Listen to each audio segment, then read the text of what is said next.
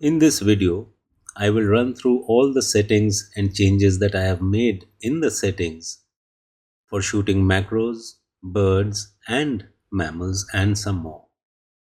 So let's get started. And once we are done with the settings, we will save them to custom modes for future use. To start with, change the mode dial to the mode you want to use to shoot macro.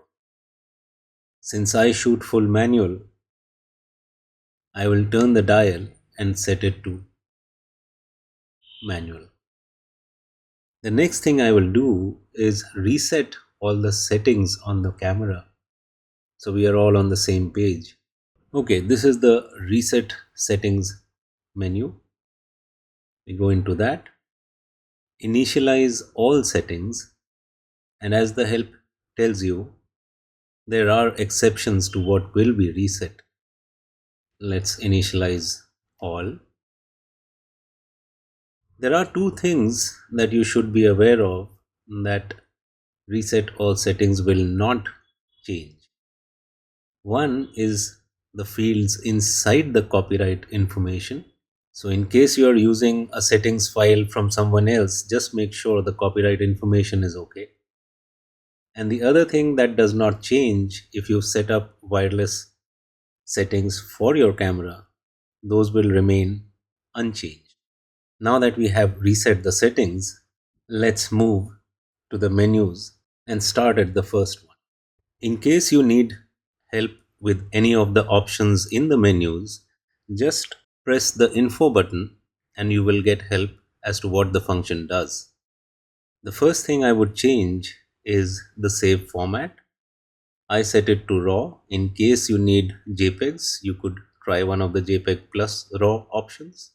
If you are new to the OM-1, you might want to turn the image review to auto. This will not interfere with your continuous shooting.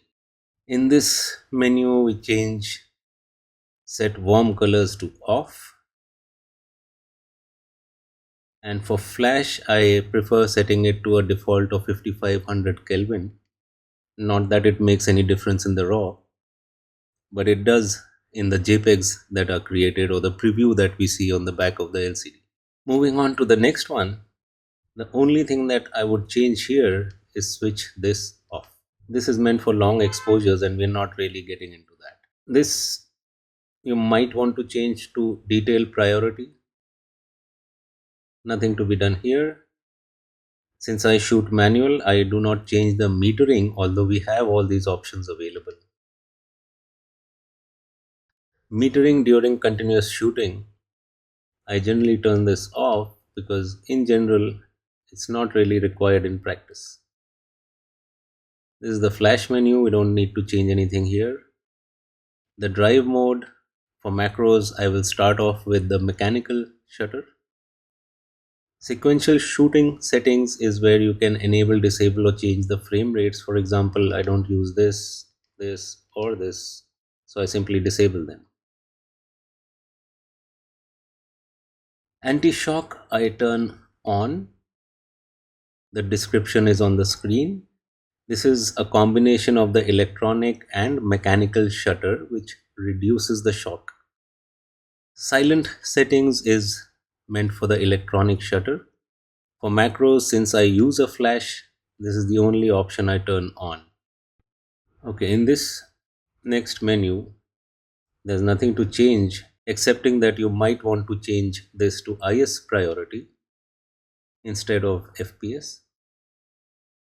We'll skip the computational modes and go straight to the AF mode. I would generally select continuous autofocus. This I will turn on. AF by half pressing the shutter release by default is enabled.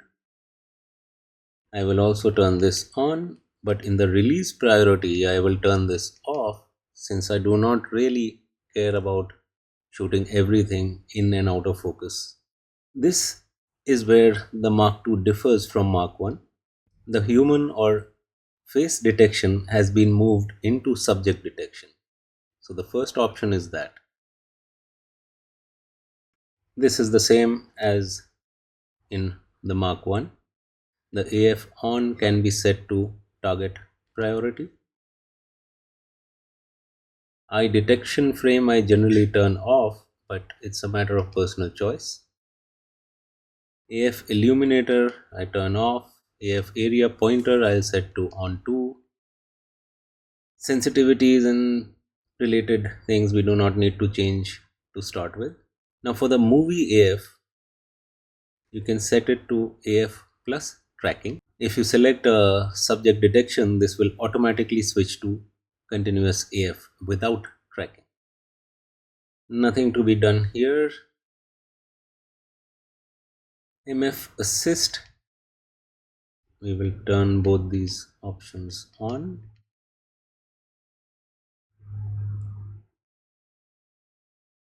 And this is one thing that I like to have off. I don't want my pro lenses to get into manual focus by accident. We now come to the video menu, and the mode you can change to whatever you prefer. By default it will be B. Since I shoot manual, I will change it to M. Next, most of these options are fine. Warm color I switch off. In the next menu, the noise filter I generally set to high because I generally shoot in conditions where the light is not too good or indoors. So getting rid of noise in camera is a lot easier. We don't need to change anything here. Sound recordings, since we are generally outdoors, wind noise reduction can be set to standard. In case you are using a HDMI monitor, you might want to look at these settings. I'll set this to on. Move on to the next. Nothing to change here. And now we are in the playback menu where I will change quick erase to on. Nothing else here. Button settings are a matter of personal choice and preference. This is how I would set it. For stills, I set this to SOVF, simulated OVF. The record button I set to subject detection. The rest is optional as to how you want to change it. I also try and use the arrow keys. And the same for video. Since I don't use the record button, I will set it to the same as in the stills for subject detection. I will also enable this, although it does not make a whole lot of sense in video. Now this I turn on, and now we move to the next function, lever settings. I prefer to set it to mode 3, which allows me to switch between stills and videos without rotating the mode dial. Priority set I set to yes, so the default answer for queries would be yes, for example when you're formatting a SD card. Menu cursor I set to save, so I'll land up in the same position in the menus. Nothing much to change here. The EVF style I set to 3, and in the info settings I use only 2 screens, but we go into the screens that we use and make sure the silent operation is on. What this will do, it will allow you to change the ISO, aperture and shutter speed just by tapping on the back of the LCD. The next option is set to on 2, and I would recommend switching it off. What this does is clears all information from the screen when you half press the shutter release, so you have a better chance of getting the composition you want. Let's take a look at what this does. This is the normal screen that you see, but if I half press the shutter button, everything is gone. We don't need to change this in the video settings because that is already enabled by default. Next, we have grid settings.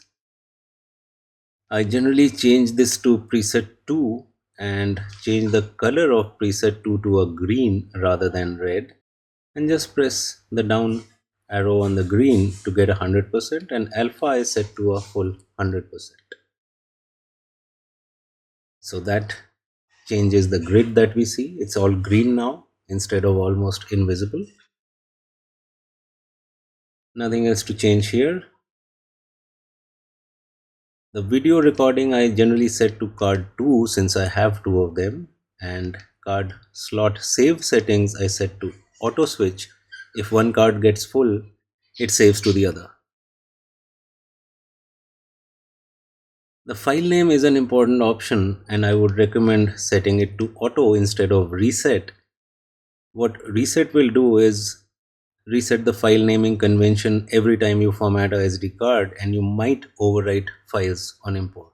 Next, nothing much to change here. In this menu, we will go to the eye sensor settings and make sure the second option is set to shooting screen. What this will do is allow you to shoot the moment you raise the camera to your eye. By default, it will continue to show you whatever image or video you were playing back earlier. Sound I generally don't like on focus, so I turn this off. Airplane mode I'll generally turn on to conserve battery.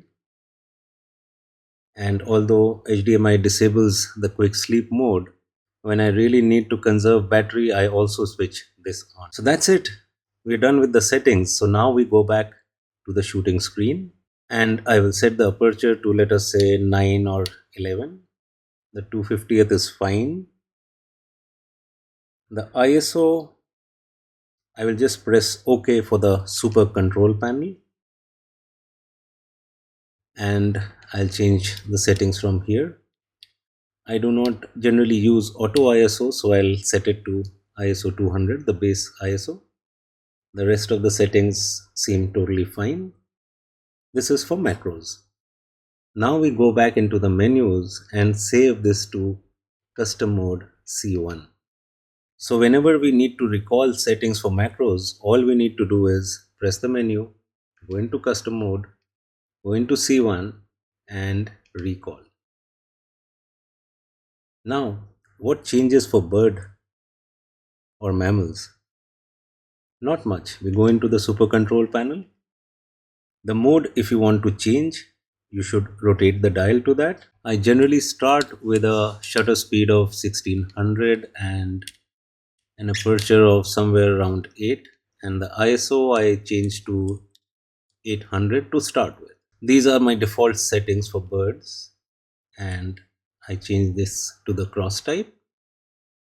This is fine, and subject detection I will change to birds. So other than this also needs to change. I set it to silent sequential or SH2 depending on the scenario. The default is just the silent continuous. That's the only change needed for birding. So I go into the menu again and save it to custom mode C2 by assign and set. And now we are done with all the settings and the custom modes, and we can switch easily between whatever modes we have set by rotating the mode dial. Now what if you wanted to shoot mammals? Actually, the only change, go into the super control panel, change it to mammals, and you can also change your shutter speed or aperture and ISO unless you're using auto ISO. That's it for now. Have fun till the next one.